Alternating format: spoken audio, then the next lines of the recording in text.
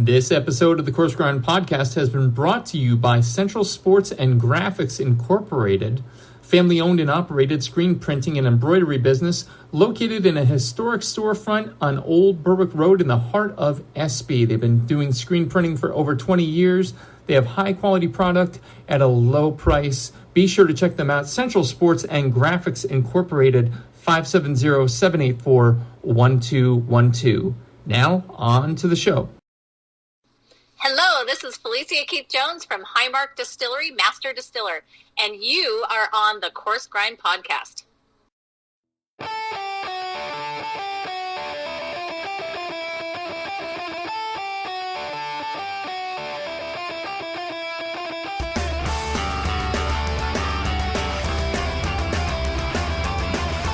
Ladies and gentlemen, welcome back. Episode number 163 of the Coarse Grind Podcast with you again, as always, this evening.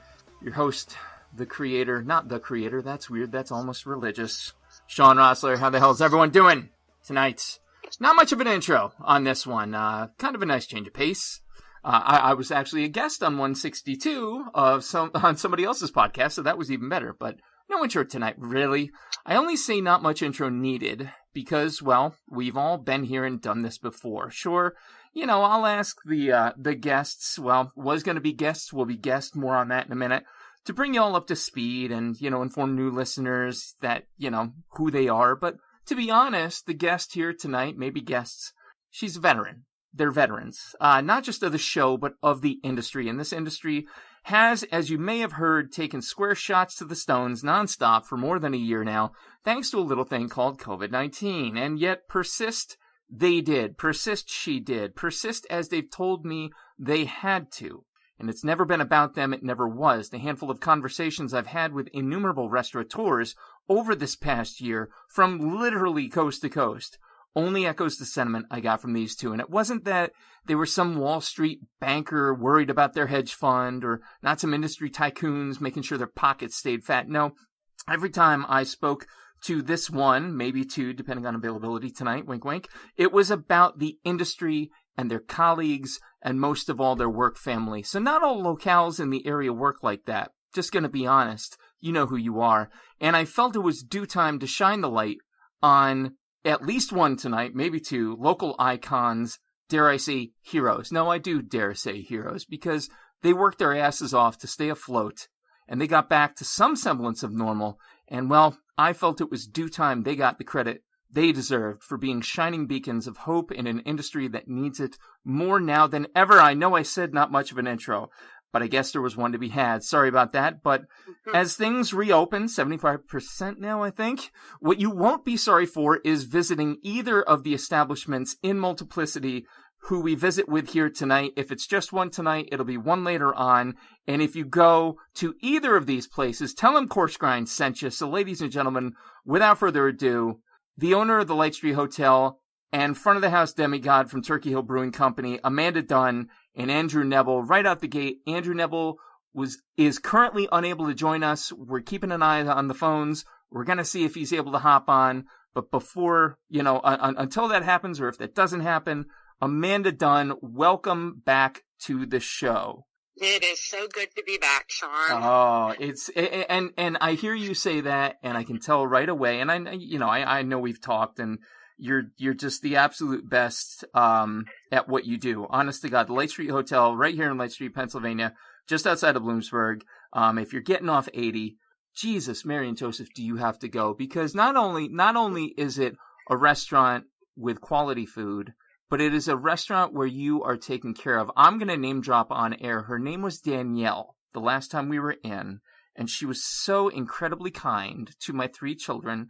She made it a point to compliment our kids. Now, this is getting back from COVID hell, right? She's getting her wheels back under her. She took the time to compliment my children. And, like, Danielle, you're awesome. I hope you hear this. I'm going to be sure to probably bring it up 3-4 more times.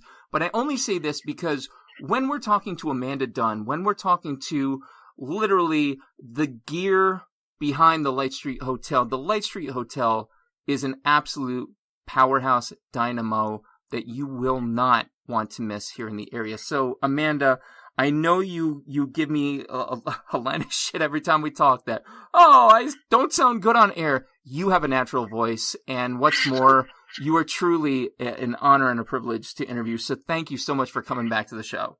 No, I appreciate the invite, and this especially after the last year of hell means so much more. This podcast, because I'm pretty sure I'm going to speak from the hearts of everybody in the industry that is busting their ass right now and tired and overcome, and we're here. We've stuck it out. We've had help. And it's truly amazing how our community has come together for all of us in this area and supported us and sent us messages and keep going and words of encouragement. And in this industry, that is the positivity that we need all around, COVID or no COVID. Yeah. So I will definitely reach out to Danielle and make sure, because I'm going to put a little side note in there. Any positive word that comes out of any customer's mouth to my staff, back of the house, front of the house, they take that to heart 100%, and it keeps them coming back. So, they could have a horrible night, but they hear that, and it just makes everything worthwhile. Well, and it's a rarity, though. I think that's the saddest part, and yet the greatest part is that's what makes the dining experience so unique, is that it's not guaranteed to have that be that quality, and yet when it is, by God, is it not? And especially when you've been waiting a goddamn year to get back to it, it makes it all the sweeter. Before we lean into all that, and I've got, as you can well imagine, I have questions lined up. That's my job. But before we even go there, folks might not have tuned in before and learned about that, which is the Lightstreet Hotel, located at 1361 Main Street in Lightstreet, Pennsylvania, at lightstreethotel.com. Amanda Dunne, you are the owner, operator, head, everything that's going on, right? Yes, I have a business partner, Angie, as well. She is here when I'm not here. Okay. We kind of just make the wheels turn together. We've been through a lot in the last 13 years, bringing the business back to where it is now. It was tough. I was here a couple of years before she joined the crew, and then we took over ownership. So a lot of things. I mean, our business in itself has been through, 1856 has been through a lot.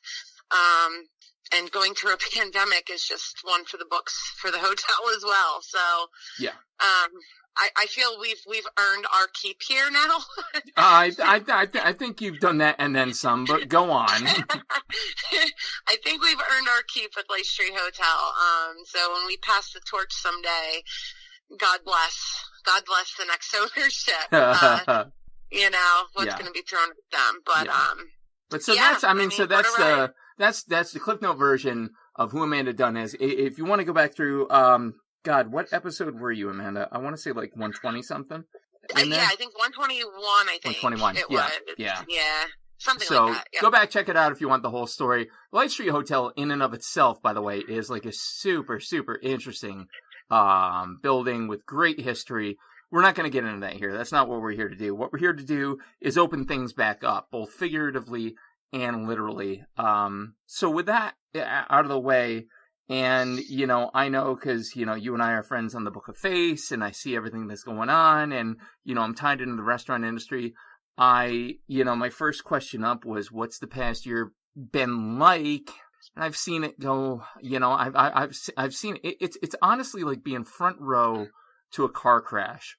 And anyone who denied up front, that they didn't know the restaurant industry was literally going to get the biggest square kick to the balls of any industry, you're lying to yourself. I think we in the know knew it was coming. And I feel like you guys, you in general, the restaurant industry and bar industry, I should specify that because that's a big hook there, got vilified with not a whole lot of reason. Now, without going super political, we know that there was some politicking going on. I wonder for you, Amanda, with all that considered, tell me about your last 365. What's been going on? Well, like you said, the last year has been a gut punch. Yeah. What I will say, the positive out of all of this is our area restaurants no longer became rivals through all of this. We stuck together. Mm-hmm. There are certain bars and restaurants where we've become very, very close. That's awesome. We've formed a group where it's like, hey, there's funding coming. Hey, we're having a meeting. Let's get together. This is the application process. This is, we go back and forth with each other. We help each other out.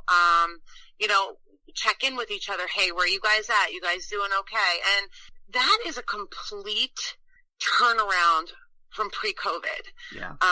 It's, you don't want to say you have friends in the industry that work, in different places, but when it comes down to it, it's, hey, where are you going tonight? Oh, we're going here. Okay. Well, how about we go here? That's just the way it rolls in the restaurant business. And we've become so close with area bars and restaurants and just helping each other out and pretty much keeping each other sane through it. We've had fellow restaurant owners that have lost parents, that have lost family members, have gotten really sick, and we had to pull together and just keep in touch with everybody. And so, that whole part of it, positive wise, we've become close in the industry. Yeah. We really do have each other's backs. Yeah. The downfall of everything, obviously, is it became a patty cake game for us. Close, open, Yeah. don't serve after 5 o'clock, no booze after this, do this, and then in the next breath, within 24 hours, everything changes again. Yeah. So what I really want to point out is pre-COVID, people would look at you and say, but this is what you signed up for. This is what you signed up for when things got tough pre-COVID, but this is what you signed up for. And you'd hear it all the time. Yeah. This is something we did not sign up for. No. We had to really think outside the box, and we were thrown a lot of boxes. Yeah. And me as this Bush League podcast host, I had a couple panel shows with 4 or 5 guests, right up front, right when it first happened in April, May time frame. And I just remember hearing people even then that people were glibly saying to them, well, you knew this when you got into it. Okay, that's right. Honest to God. Okay. And believe me, I'm stretching here. I'm not saying the magnitude is the same, but that's like going up to a soldier who had his leg blown off by a claymore and saying, hey man, you signed up for it. Honest to God, dude, F you. Really? Yeah.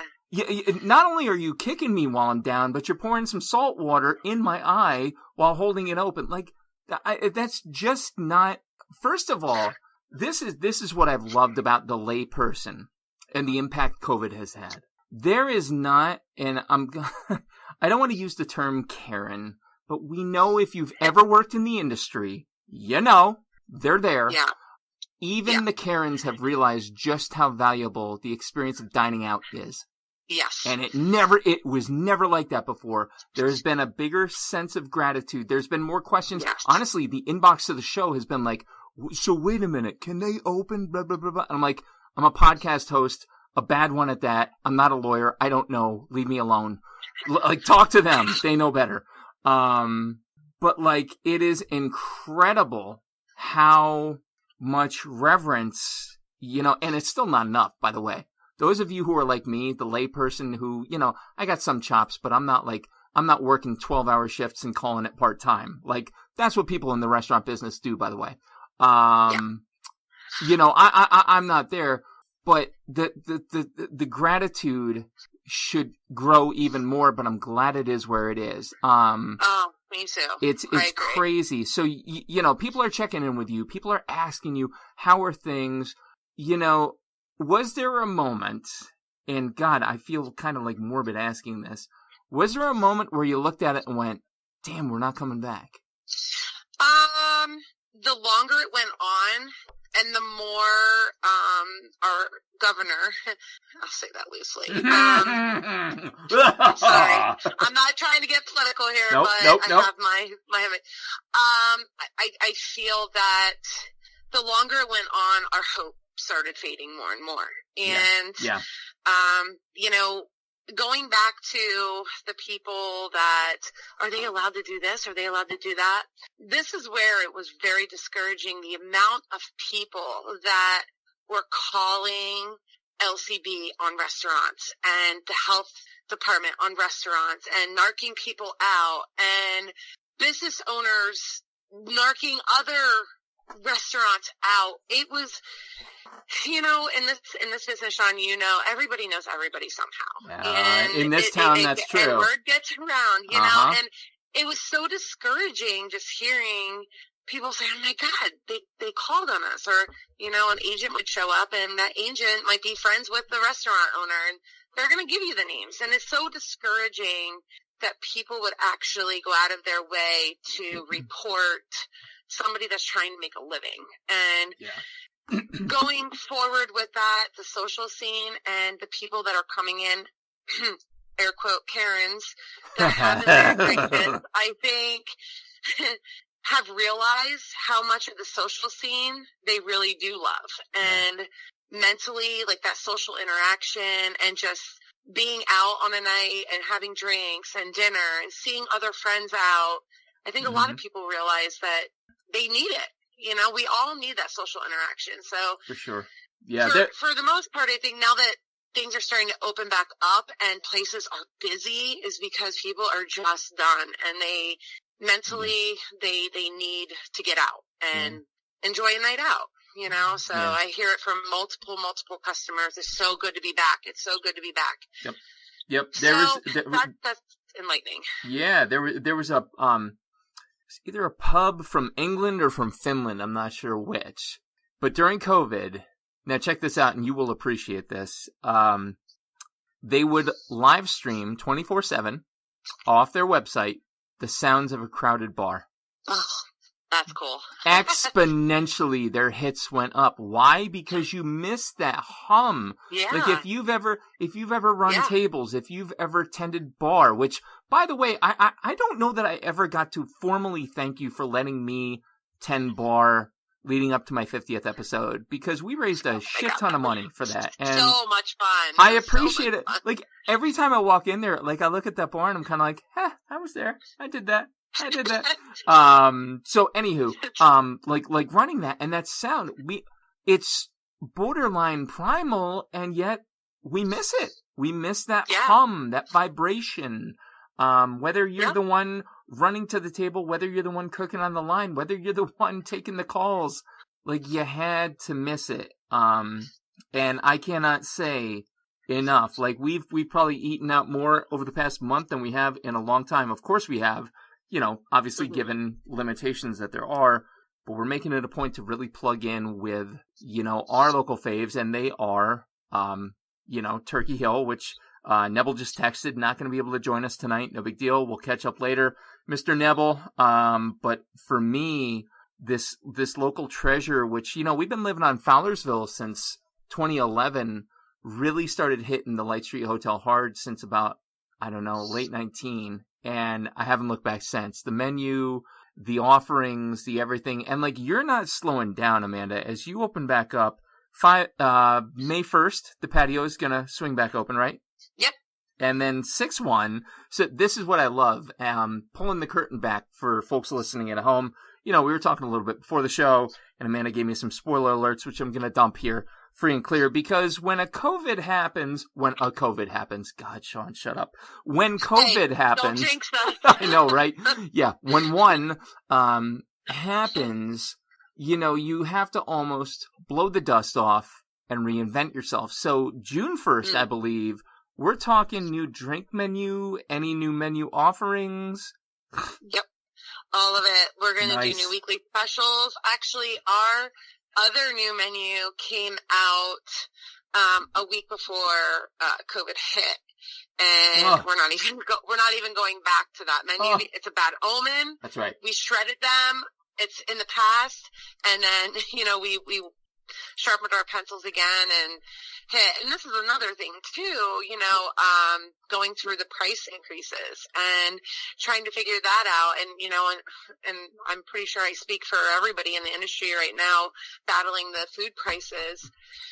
They're insane. And you can't get wings right now, and wings are like triple the price if you can get them. And, so if I can say anything, be patient with the restaurant with their prices. We're coming back with a menu that's still going to be cost effective and affordable, even if we have to take a cut, because those prices are going to come down. But right now it's hard. It's really hard to price things out, where we're not turning people away, where it's not, you're not leaving with 2 appetizers and 2 drinks for over $100, So, that's where we're at, but we're really excited to freshen things up. We do not like to be stagnant by any means. Yes, that's true. Your menu, I historically have to go back to Gary and Seasons, changing 4 times a year. That was always a nice change. But your menu rotates pretty steadily as well, and that's pretty awesome. Given that you're right down the hill from us, I love that. I joke with my wife, but I'm only half joking. I legitimately could stumble home and I'd still be good. Like it's awesome location. I do love close. that. Yeah, you're close. So, but we try. We're a restaurant, where it's an old restaurant, and we provide food that is, we have your regular burgers, cheesesteaks, steaks, seafood, but, we like to keep it relaxed and, come as you are. That's what I always say. Come as you are, As you were, as I want you to be. That's right. Yeah. Getting off, that's right. You get off work and, kick your boots off and come on in and belly up to the bar and have a cold beer. And that's what we miss. And that's what we're happy to be back at. Absolutely. Absolutely. And that hum the other night was so welcome. And just to chastise listeners for a second. And I'm going to assume if you're listening to this, you're probably not in this camp, but go with me here.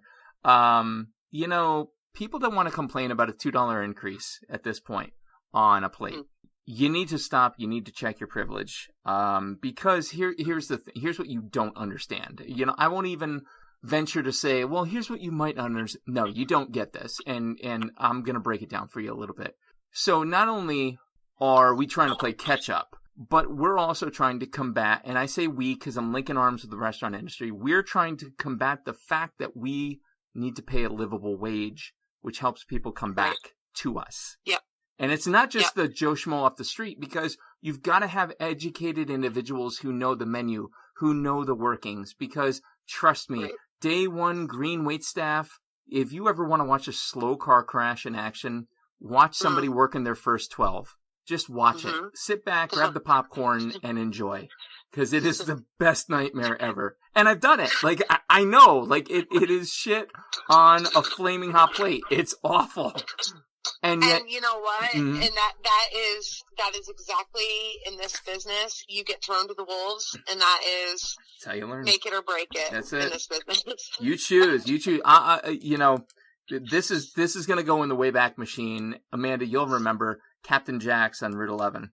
Yes. I was their breakfast lunch in the summer of '99, and it was one of my first high-paced, fast-paced short order stints. And there was a grill, there was a plancha, flat top. So I did breakfast. I'd go in at 5 and I'd leave at 2. So I'd cover lunch and I'd do breakfast. But it was, it was my first, and there was a quote. He demanded to be called chef. I guarantee you he wasn't, but that's what we called him. And it was my first chewing out. It was my first something getting thrown at me in the kitchen. It was my first being called every possible name I've ever known as a young boy, which, believe me, I learned some good ones, and I thought I knew. But I stuck in the pocket because it meant that to me. And so, it's all about what it means. It's all about, but at the same time, you can't feed your family with your heart. So that's where the restaurant industry comes in and says, hey, diners who come in, sit down, typically act like half indignant assholes most of the time, but hopefully gracious sometimes. We're going to ask you for $2 more a plate. And this, and actually, the whole bump up thing of about $2, that was back when like all the sanitization had to happen, and so like you had an increased cost then materially, right? Because you had to buy X, Y, and Z different than you ever would have before. Oh yes. So like this is the part, and I feel like I'm kind of like tangenting, and I'm not connecting the dots completely. The long story short is, if you're outside the restaurant industry or don't have a talk show for 7 years, and you've talked to these people, trust me, you don't get it. So shut up and pay the extra $2. That's all I'm asking you. If you want the restaurant to stay around, pay the $2 extra with a smile on your face and carry on about your day. Well, and I think too, with you saying that, there's people out there that are used to the Applebee's and Cracker Barrels and, the corporations, and we're not that. And, so it's different for us as far as pricing things out. And, it's just something that some will never understand. Our clientele, for the most part, gets it and are pleased, and, they're just happy that we're still here and the doors are open, and we'll do anything to, keep the place around. So, and then in return, we work our ass off to make sure that they keep coming back. So, and you do, and you should absolutely know that. Again, I'm just mentioning Danielle. Sorry to the rest. I know you're all amazing, because if you weren't, Amanda wouldn't have you there. Full stop. Yeah, and with you saying that as well, all my staff came back after COVID. So now hold up. Give that a second to settle. Just like a good Guinness pint. Let that kind of just drop to the bottom. Everybody came back. Yep. Hey, came back. Hey, Michelin star chefs, tell me you did that, and I'll call you a liar. Just saying. Yep. Just saying. That's the sign. That's why when I was doing the intro and I said hero, and I pulled back from the keyboard for a minute, I'm like, God, no, they are, because there's families in the area that are able to live because of you, Amanda. Yep. That's you. So we had to come up with inventive ways to pull some hours, and we thank God for that PPP, and the grants that we applied for, we put them in the coffers, and they're in the coffers for pay. Take care of your employees always first, because they're the ones that make the wheel turn here, and that's it. I will say I have a fantastic staff, and like you said, I'm glad that was the first thing that you started out with, and I will make sure everybody hears this podcast, because they need to know, everybody in the industry that came back to their restaurants, bravo, that's awesome. That says really something about them, but again, you're right. And I know you're going to be too goddamn humble to take it, Amanda, but it says something about you. It says a lot about you, because believe me, it is the easiest it has ever been to go, I don't feel like it. Legitimately, the easiest it's ever in the history, probably of the world, has been. Yeah. And yet, here we are, and you've got your staff back. Good on you. So, 75%, getting to 100%. Is there finally hope? Like, do we finally feel it? And tell me, talk to me about, I know we talked about May 1st patio opens, June 1st new menu, new drinks. What does the next 6 months look like for you? I fast forward to the next 6 months all the time. And, we have to be prepared for anything, I feel right now that people that normally wouldn't have came out because of all of this, that are scared to death, are coming out now because of the vaccines, and more people getting vaccinated. That's my take on it. I feel people are more comfortable coming out because people are being vaccinated. That's what I feel anyways.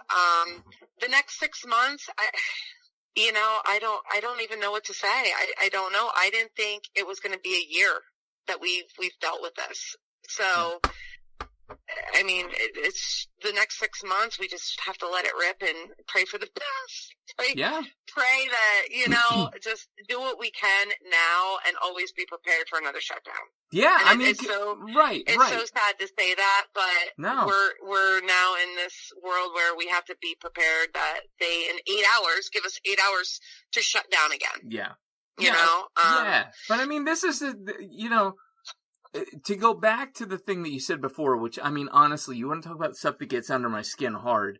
You know, oh, you should have planned on this. Okay, this is the first time in the history of the modern world. Let those crumbs sit on top. First time in the history of the modern world this has happened. So for the dining public to be like, oh, you should know what to do. You should know how to navigate this. Do you know how many times I have read that on Facebook? What the hell have you navigated? Oh, hey, you know what? We found this new kind of tumor. Well, you should know how to remove it. Oh, he's gonna die. Like, what? God damn. There was a specific person that I had read. Name drop, do it. Group and, just saying, if you guys have to go for a PPP loan or whatever, that's bad business and bad management. You should already be prepared for emergency cases. And he's just going off. And I'm reading this and I'm like, I can't even get into it. First of all, I probably already had a half a bottle of wine into me. Going on like full. Get him, Amanda. Get him down. And I'm like, don't, Amanda. Just don't. Just log off. Be done. You know. Because it just you just have to overlook a lot of stuff, and then it's like, pal, you have no idea what this business is all about. Like, you know, whatever. You just gotta let it go in one ear and out the other. Yeah. Can I just ask? Was it a colleague from the restaurant industry or a diner?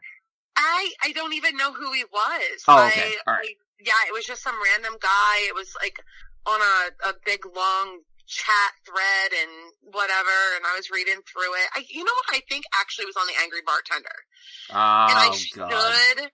Yeah, don't go there. Refer back to that just to see who all replied. Like I said, I had to get off of it because I couldn't take it anymore. But, it just cracks me up. I mean, there's a lot of them out there that are like, screw them, you know. But, you know, it's people's lives. It's people's food on their table here. I have girls that work full-time jobs, and, you know, they come in here to make that extra money and to make up for what they don't make in their full-time jobs, you know, and they work so hard, and that's just the way. And, you know, I'm going to give a shout-out to my staff, too, that cut their hours during takeout. Yep. And everybody worked together, you know, and gave shifts to everybody that needed the money. So we just have such a great restaurant family here. And I am so incredibly proud of every single person that I have. Yeah. That I have, you know? Yeah, no, so. you have beyond a lot to be proud of. And, you know, your staff, the experience, I can't, you know, not saying I keep like scorecards, but let's be honest, you know, you go to the same place for a reason. You know that the consistency, the quality, the care, like, talk to my kids. My kids aren't just annoyances. My youngest has special needs. And Danielle, again, I'm gonna harp on you, kid. You know, you made it a point to plug in with each of them, and I appreciated it. And to compliment them. And like, I've always said, and there's been a couple guests who've said, you know, well, you know, service is the fifth flavor. Or, I'm sorry, it's the sixth now, because umami is the fifth. You know, it's the sixth flavor. Because without it, your shit tastes flat. No question. No questions asked. So, you know, I feel like, you know, my fingers are crossed. Beyond human comprehension, they are crossed. For you, for the industry, you know, definitely for you and Neville. Because, like, you two are my near and dears right now. Like, I adore the work you're doing. Obviously, for all your staff to come back. And I venture to say, I think that's what happened at THBC. You know, maybe close. I don't know. I don't want to speak out of turn. But it says something for the places you go where you feel like you're not a nuisance as a diner. They're the ones where the people come back because they're happy. So, anyway... So hope at the end of the tunnel, light coming at the end of the tunnel. Obviously, it started last March. If you had to put into words the worst part of the last year, what would it be? Like, you had to put your finger on one thing that just, like, almost, clearly nothing breaks Amanda Dunne, by the way. If you're listening, nothing breaks Amanda Dunne. But if it got close, what would it be? I lost a couple customers over the last year that were my 3 o'clock people at opening. And anybody in the industry that knows their regulars, they know how that feels. We didn't know when we closed our doors, when we shut down, that we wouldn't see them again as a 3 o'clock happy hour customer. So that hit pretty hard for all of us. COVID aside, the restaurant business being shut down, not seeing your faithfuls that you've known for 20 years come in your door at 3 o'clock and boost your spirits for a long shift is heartbreaking. And, we never got to say that final goodbye to them, or, that hurts. That really hurts. So I think for the most part, business aside, money aside, it's the family members that aren't going to be back, that haven't been back, that can't come back, that are gone. And so that's what sucks about the industry too. You lose people. Yeah. God damn. I feel like there just wasn't closure in this industry with a lot of things when they shut us down.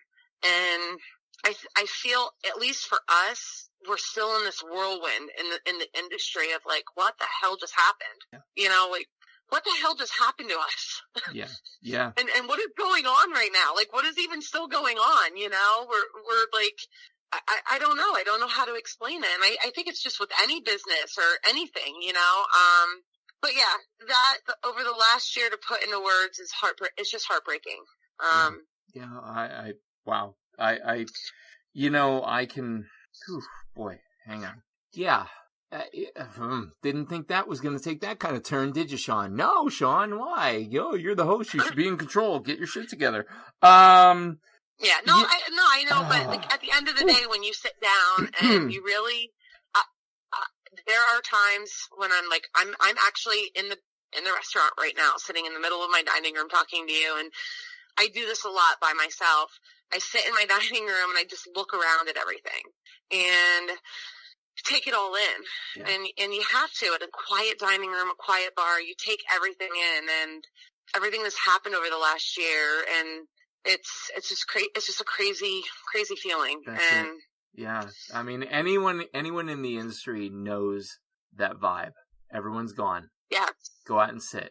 Have your shift drink and just enjoy the quiet. But I would be remiss if I did not say, and I mean this, like I haven't had to swallow that hard in a good number of episodes, so thank you for that. And I'm so sorry. I'm so sorry for everybody you lost that way. But I will say this, folks listening, that's the restaurant you want to go to. You don't want to go to the restaurant that's gonna, gouge in the wallet, rush you out the door, and this, that, and the other thing. You want to go to the restaurant that knows you, that cares about you. And I cannot say enough. Like God, that went right through me, Amanda, and I appreciate it more than you know, because that's borderline poetry for anybody who cares about where they eat. And to everybody in this business has those people. Everybody. Yeah. It's been a long time since I've played the game, but God, I remember mine. Like, and this is 20 years, Amanda. Like, but they stick with you. They then when you lose them, and I lost one back, a while ago, it hits you. It hits you like a family member, because they're there. Because what do you do with family? You eat at the table together, right? Well, it's 1 degree removed, but it's pretty close. Yeah. Yep. That's honestly, that is, stunningly beautiful, heartbreaking in a really great way. But you know what? To lift it from the ashes, God, you're in the helm and you're doing it, and you got all your staff back. You got the band back together. It's time to make another shift of the 3. Because honestly, the openers would want you to be like, put some other asses in the seat. Let's go. Don't let them get cold. We need those filled. That's right. We got a job to do. That's right. This business isn't for soft people, and you got to keep rolling. You got to keep moving, and Yeah, move onward, and That's it. That's what we're doing. So That's it. Gotta come up with some really cool things, because God forbid, everybody deserves a brand new, fresh summer, new year. And boy, I'm telling you what, this industry can do it. So. But when you're good at it, when you're amazing at it like you are, it's easy. So, all right, let's lift it up. Let's end on a high note. You know, obviously that was the hardest part of the last year. What has been the high point? What has been the victory? You know, honestly, even if it's tonight's interview, Amanda, I'm going to hang up the show. It's done. I'm never going to record another episode again. No, I'm kidding. Don't say that, by the way. All right, so no, because you know how nervous I was. I get nervous doing these, you know. I don't want to say the wrong thing, but no. I don't give a shit. Hopefully most of the people that are listening to this are in the industry and totally get what I'm saying. So they are, trust me. So the positive, when you said the positive, I just literally got chills. Like, so the positive is walking in to my shift and seeing all of my customers back, and my bar full of people smiling and happy, and like you said, the buzz of everything, walking into the kitchen, and the smell of the grill, and the dishwashers arguing, and the bartenders, you know, putting glasses away and pouring beers, and the sound of people laughing, and the jukebox playing, and that right there is shit. Yep. COVID didn't really get us, did it?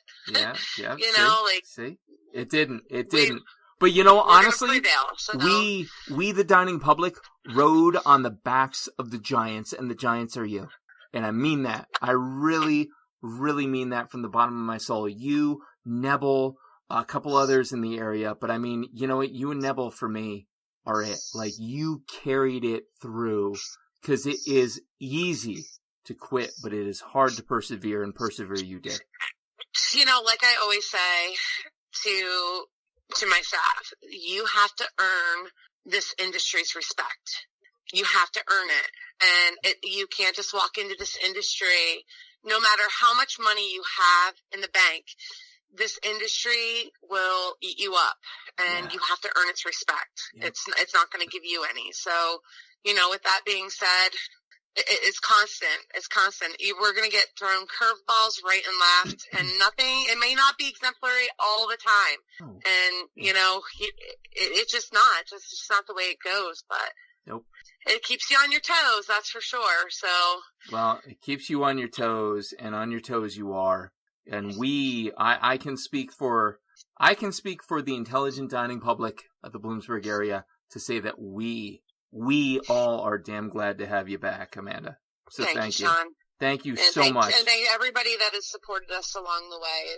It speaks thousands. It really does. Massive, massive, massive. May 1st, get your asses to the Lightstreet Hotel, because the patio's opening. June 1st, get them back, because they're going to start the new menu and new drinks. It's going to be awesome. Lightstreethotel.com, located at 1361 Main Street, again in Lightstreet, Pennsylvania. Don't blink, you'll miss it. 570-784-1070 for reservations of parties of 8 or more.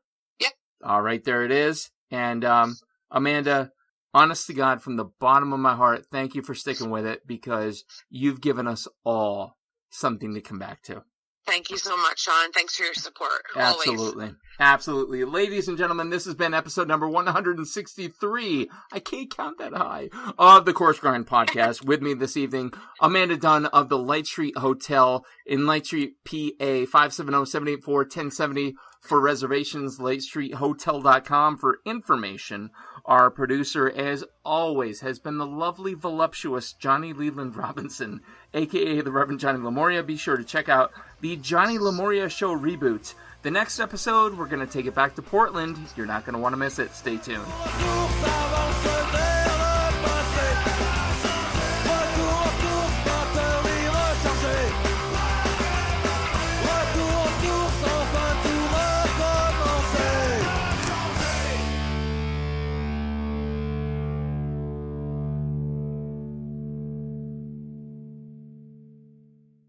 Are you passing through Central Pennsylvania and looking for one of the best dining experiences and craft brew menus around? look no further. Turkey Hill Brewing Company and 991 Central Road in Bloomsburg, PA has everything you could ask for and then some. Service, food, beer together. Unbelievable. Be sure to check them out. Call them today for reservations. 570-387-8422. Call today.